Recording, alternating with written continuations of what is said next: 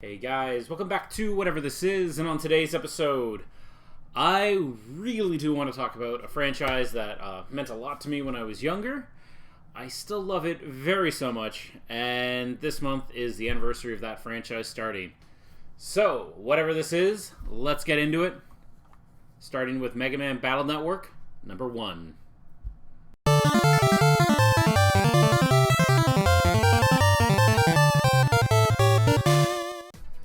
So anyways, guys, let's start with the beginning. I had just gotten a Game Boy Advance. It was my birthday, and I was getting obsessed with Mega Man. I had also discovered this little known franchise as the Mega Man Legends games that I also love so much, and I just needed something Mega Man to play on my Game Boy Advance. Little did I know, when I'd asked for it, I would get this game. And I understand there are people who don't like it. I am not one of those people. I really enjoyed these games at the time. There's such a fun little side game to what Mega Man is. As this game played like no other, had no connection to any other Mega Man game. They were their own continuity, which was really cool. As all the other ones kind of, they had the cool. You had Classic, you had the X, and then Legends apparently took years and years later after those ones. That's super awesome. But then this one just completely was just like, nope, we need something to kind of compete with Pokemon, I guess? And they came up with this, and I really enjoyed it. I enjoyed it greatly. So much so that I had pretty much a summer tradition that I would buy the next game as soon as that school year ended until the last one. I didn't always keep up with that with the last one, as at that point I think I just burned out on everything.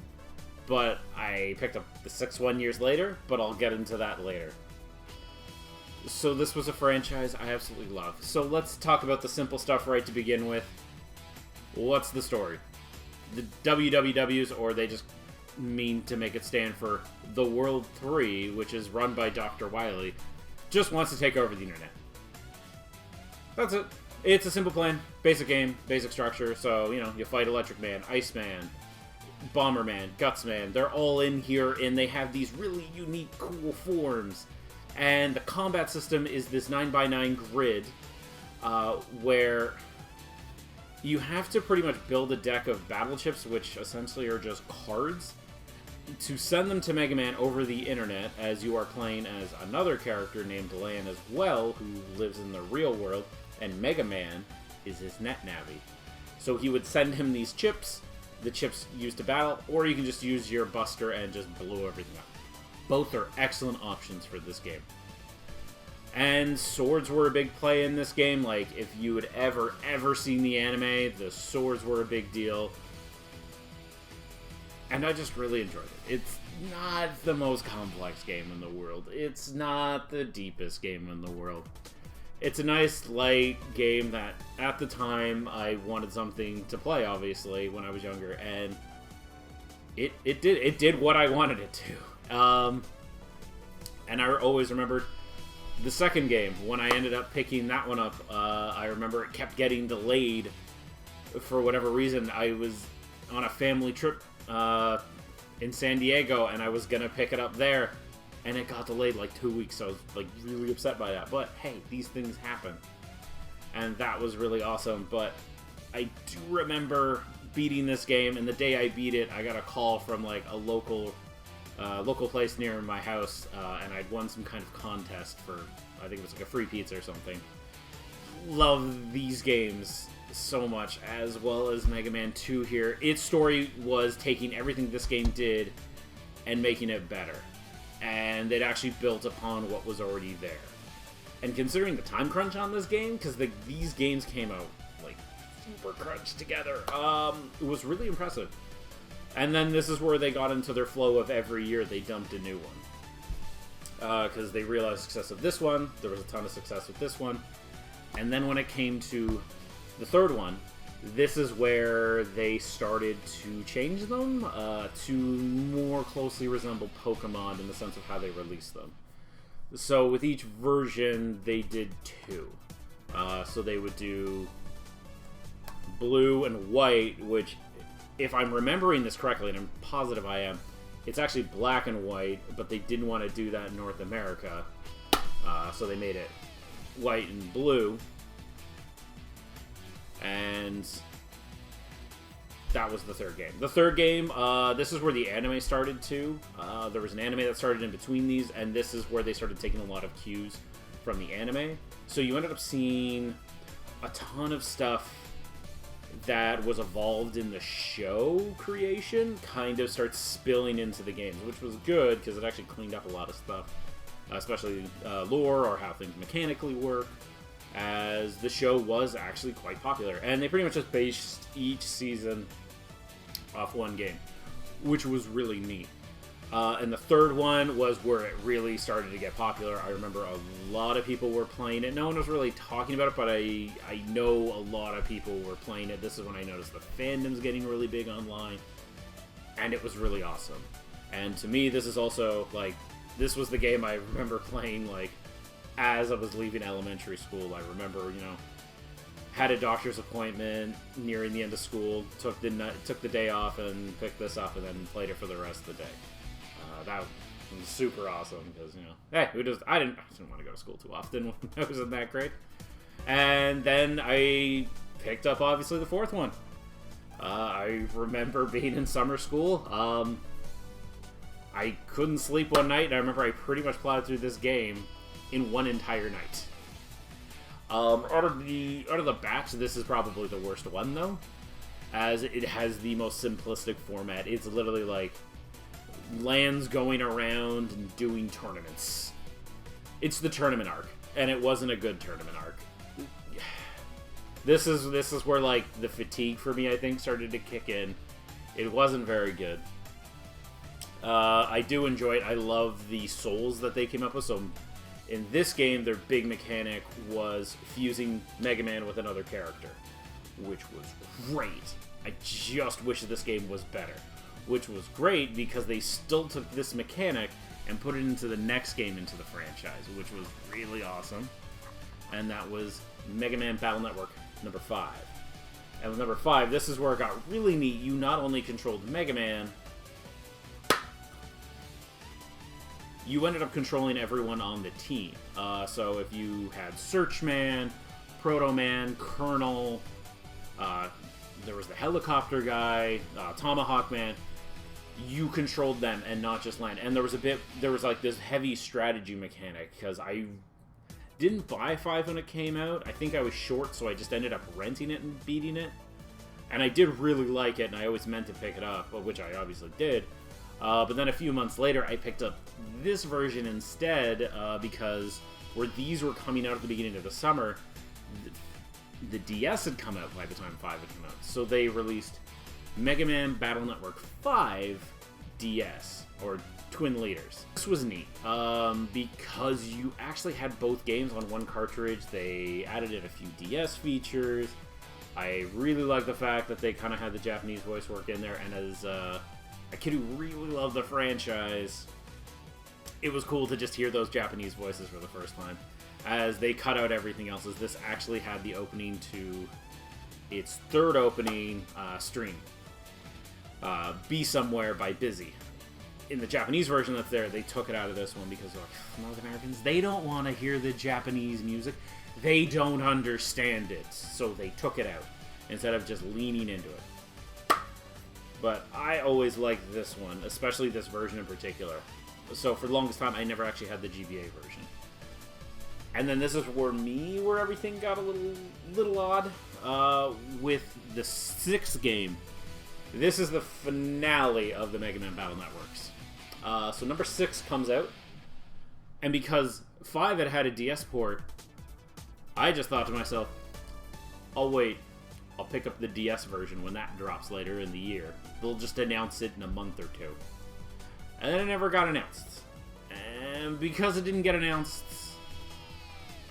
I kind of forgot it existed. Which for me really sucked, because I didn't end up picking up the game until years and years and years later. At one point, I was working as a lifeguard, And I ended up working a place sometimes where if no one was at the pool site, nobody was there, it was a very small building, not a lot of people came down, I could sit there and I would just sit there and play a lot of handhelds or read a book. And this was one game I decided to play. So I ended up going to a local flea market and picked it up. I picked up Megaman Battle Network 6. Very much enjoyed it.